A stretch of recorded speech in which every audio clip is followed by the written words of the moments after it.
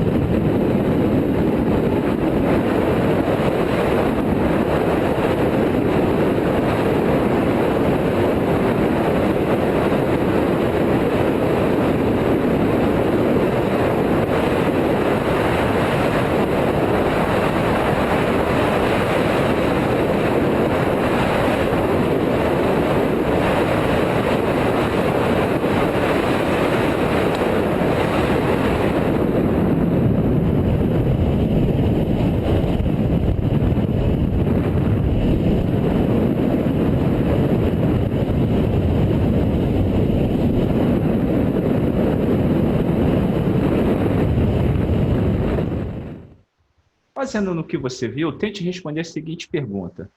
O que poderia ser feito antes de soltar-se o cabo de força para que o planador atingisse maior velocidade? Como você pode ver, há um planador conduzido por esse senhor, só que, de início, esse planador é puxado por um cabo que está conectado a um veículo que não aparece no vídeo. Vamos considerar que este veículo que puxa o planador através do cabo, ele esteja em constante aceleração. Portanto, ele está constantemente realizando uma força resultante diferente de zero sobre o planador, e o planador, ele constantemente está aumentando sua velocidade enquanto o cabo está conectado nele. E aí eu te faço a seguinte pergunta. O que poderia ser feito antes desse cabo ser solto para que o planador atingisse maior velocidade? E aí, mais uma vez, eu vou te dar um tempinho para que você possa pensar e tentar chegar a essa resposta.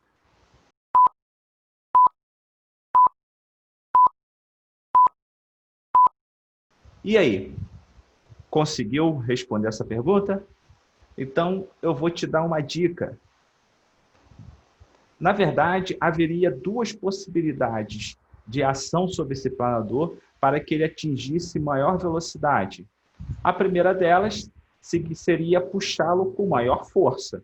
Se o veículo, através do cabo, realizasse uma força sobre o planador com maior intensidade, no mesmo intervalo de tempo, ele iria atingir a maior velocidade. Ou então, ele poderia puxá-lo com a mesma força, só que por um intervalo de tempo maior. E aí, a sua velocidade final seria maior. Então, temos duas possibilidades. Dessa forma, podemos agora compreender o conceito de impulso, que nada mais é que o produto dessas duas variáveis, força vezes o intervalo de tempo. Veja que, baseado no vídeo que nós vimos anteriormente, na pergunta que eu te fiz, Nessa expressão matemática, eu tenho as duas possibilidades. Aumentar, ou seja, realizar o maior impulso sobre o planador, eu posso fazê-lo aumentando a intensidade da força ou o intervalo de tempo. Qual seria a relação entre impulso e quantidade de movimento? Que foi o que nós vimos na aula passada. Todo impulso ele gera variação de velocidade, foi o que nós vimos no vídeo anterior. Você tem um cabo tracionando um planador e, através deste cabo, você tem a variação da velocidade sobre o planador, ou seja, há um impulso realizado sobre o planador.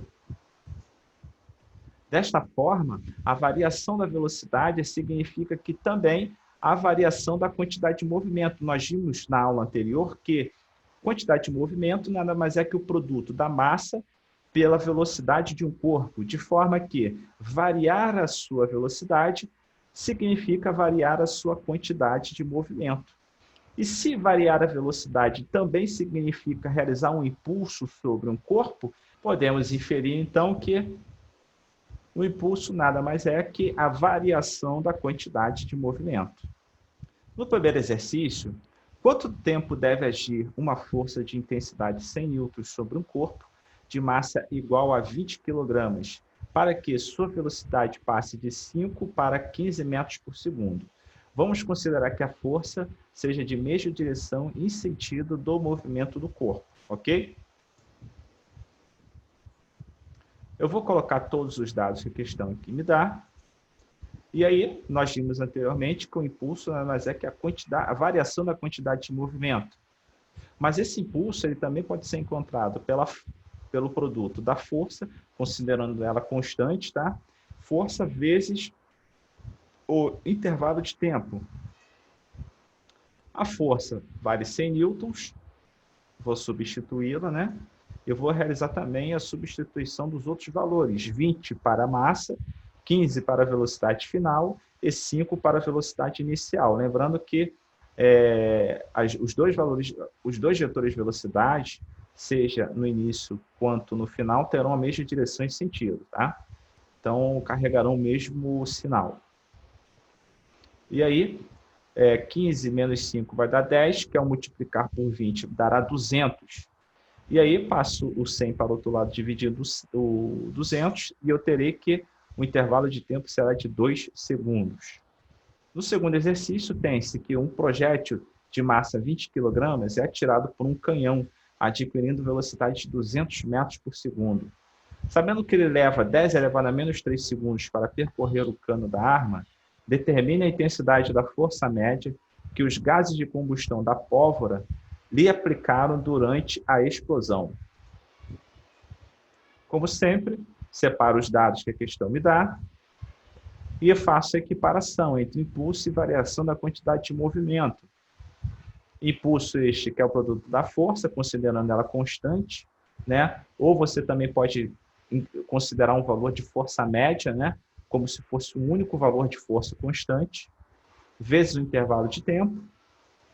O intervalo de tempo é 10 elevado a menos 3, a velocidade inicial é 0, porque o sistema está parado, né, em repouso. Velocidade final 200 e a massa 20, massa do projétil. E aí, 20 vezes 200 vai dar 4.000. Desses 4.000 eu divido por 10 elevado a menos 3. E aí o que vai acontecer? 4.000 é igual a 4 vezes 10 elevado a 3.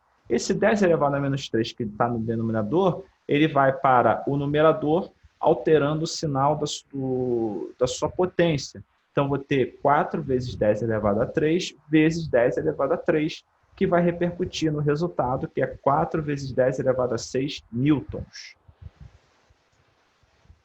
O terceiro exercício, eu tenho um carrinho de massa 2 kg, que se move ao longo de um trilho horizontal, com velocidade de módulo 0,5 metros por segundo, até chocar-se contra um para-choques fixo na extremidade do trilho. Supondo-se que o carrinho volte com velocidade de módulo 0,20 metros por segundo, e que o choque tem a duração de 1,4 segundos, qual o valor absoluto da força média entre o para-choque e para-choque sobre o carrinho? Como sempre, anoto os dados que a questão me dá, deixando claro para você que, como a velocidade final ela se dará na mesma direção, porém sentido contrário ao de movimento inicial do carrinho, ela vai ter um sinal oposto, tá? Eu considerei que o sentido de movimento inicial do carrinho era positivo e o sentido posterior ao choque, ele é contrário, portanto, negativo. Mais uma vez, faço a equiparação entre impulso e variação da quantidade de movimento, substituo pela fórmula do impulso e coloco os valores substituindo cada uma das variáveis. 1,4 que é o intervalo de tempo, né? 2, que é a massa do carrinho, né? Como eu vou ter a massa do carrinho em evidência, nessa circunstância de variação da quantidade de movimento, eu coloco 2 aqui fora da subtração entre os valores de velocidade. A velocidade final vai ser menos 0,2, menos a velocidade inicial, que é 0,5. E eu vou ter menos 0,7 aqui dentro, né? Vou multiplicar pelo 2, que vai dar 1,4. Ou melhor, menos 1,4. 1,4 está multiplicando a força, eu passo para o outro lado dividindo, e como resultado vou ter que a força, o módulo da intensidade da força sobre o carrinho vai ser de 1 newton. Porém, se você quer representar da forma vetorial mais correta, seria menos 1 newton, visto que essa força ela se dá no sentido contrário de movimento do carrinho. Ok? Suponhamos que haja um gráfico que relacione força pelo intervalo de tempo. Força essa que está atuante sobre um corpo. Podemos considerar que o impulso ele é a área deste gráfico, né? A área formada pela linha deste gráfico. Essa equiparação é interessante em circunstâncias cuja força ela é variável no tempo. Por quê? Como a força ela é variável, você não pode simplesmente pegar um valor da força e multiplicar pelo intervalo de tempo, visto que você não tem um único valor de velocidade. Mas a partir do gráfico, você pode encontrar o valor da sua área e, a partir disso, você determinará o valor do impulso realizado sobre o corpo. E uma coisa interessante também é que, de posse do intervalo de tempo e também do impulso, você pode encontrar o valor da força média que foi atuada sobre este corpo. Ok? Então, vamos lá. O quarto exercício tem-se que, ao cobrar uma falta, um jogador de futebol chuta uma bola de massa 4,5 vezes 10 elevado a 2 gramas e, no lance, seu pé comunica a mesma, ou seja, a bola, uma força resultante de direção constante, cuja intensidade varia conforme o gráfico que está aqui embaixo. Então, a força ela tem direção constante, porém, o seu valor, seu módulo é variável. Sabendo que em t igual a zero, ou seja, no início do chute, a bola estava parada, calcule o módulo da quantidade de movimento da bola no instante t igual a 8 vezes 10 elevado a menos 2 segundos, que é onde houve o fim do chute. Coloco os dados que a questão me dá, deixando claro que, veja, a força está em newtons, mas o tempo, o intervalo de tempo, ele se dá na casa dos 10 elevado a menos 2 segundos. Então, quando você vê 2 aqui, não significa 2 segundos. Significa 2 vezes 10 elevado a menos 2 segundos. Ok? Então, isso é muito importante, porque isso vai determinar o valor da área deste gráfico. O que eu vou utilizar esse princípio, que o impulso ele será a área do gráfico. Como o gráfico aqui é um trapézio, eu vou utilizar essa relação. Base maior mais base menor, tudo isso multiplicado pela altura, dividido por 2. Substituindo valores, como tanto a base maior quanto a base menor, elas são múltiplos de 10 elevado a menos 2, eu já vou colocar o 10 elevado a menos 2 aqui em evidência. A base maior vai ser 8, a base menor vai ser 1, que perceba, é do 4 ao 5, né? A altura é 40, tudo isso eu divido por 2. Somando 1 com o 8 vai dar 9, o 40 eu já divido por 2 vai dar 20. Como resultado, eu tenho que o impulso é de 1,8 newton vezes segundo, tá? Newton vezes segundo por quê? Como o impulso é dado pela força vezes o intervalo de tempo que essa força atua sobre o corpo, para a força tem a unidade de medida newton no SI e para o intervalo de tempo eu tenho segundo. Utilizando também a relação em que o impulso é igual à variação da quantidade de movimento, eu vou colocar a massa em evidência, porque é o termo existente tanto na quantidade de movimento final quanto na inicial. Massa essa que vai dar 0,45. E por que esse valor? Multiplico 4,5 por 10 elevado a 2. Você vai ter 450, mas são 450 gramas. Ao transformar esse em quilograma, que é a unidade no Sistema Internacional de Medidas para massa, eu vou ter 0,45, tá? Veja que eu estou trabalhando somente com unidade de medida no SI. E aí, o que vai acontecer?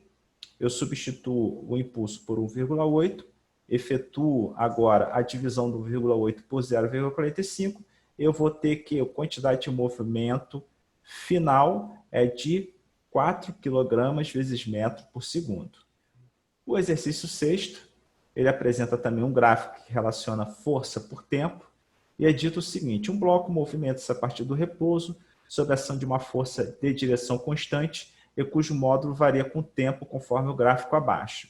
No intervalo de 0 a 15 segundos, que é o intervalo de tempo que a linha do gráfico descreve, determine na letra A o módulo do impulso do bloco e na letra B o valor da força constante capaz de produzir o mesmo impulso. Ou seja, vamos imaginar que este corpo que está sendo impulsionado por essa força variável, ele fosse impulsionado por uma força constante e que garantisse a ele, nesse mesmo intervalo de tempo, o mesmo impulso.